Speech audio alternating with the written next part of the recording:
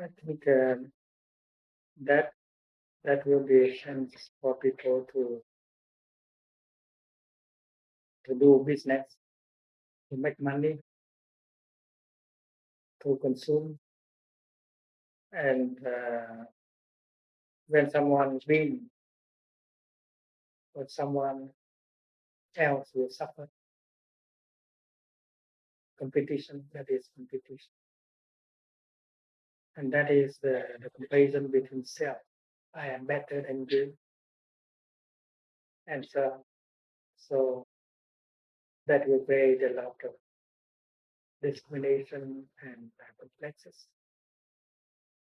And that is not only about the athletes, but also for the crowd, because we select the athlete that we love and we take side, and we practicing comparing my hero.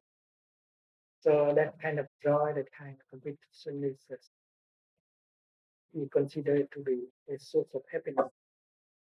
And if we don't win, a hero does not win, and then we suffer. That is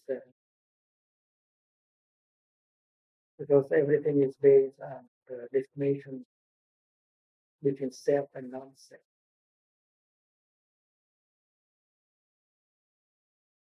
And if we look deeply, we see that everything is in that kind of mood, competition, even in the field of education.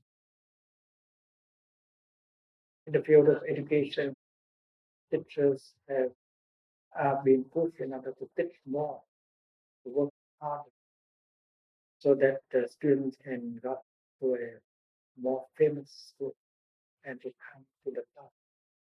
And that is why both teachers and children have to suffer from stress, overwork, and even if you get to the top, you have to continue in order to keep that position on the top. So looking deeply, we see that we are going to the direction of destruction. We destroy our body, our mind, with by trying too hard and get the burnout. And it's very clear that in this petty competition,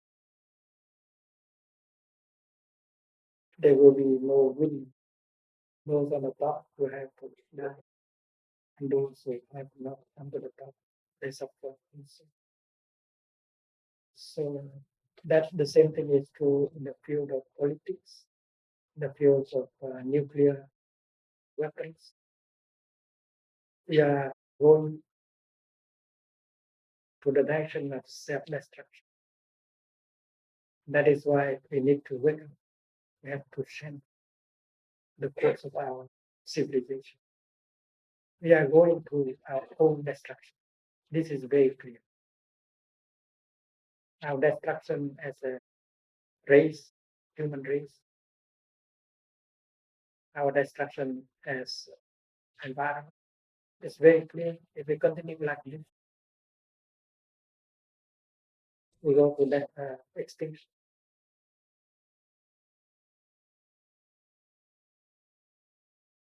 There's only one thing that can stop it and change. That is a collective awakening.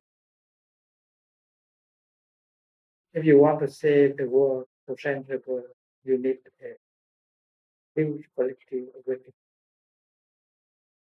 You cannot change society in the course of history. You can produce collective awakening. With that collective awakening, you know that you are going the direction of self-destruction, and that strong enough to help you to stop and change the way of living. So the Olympics game give us another chance to reflect on this. In this competition, there will be no winner. Everyone will lose, and not we lose as the human race, but we lose as animals, plants, and minerals.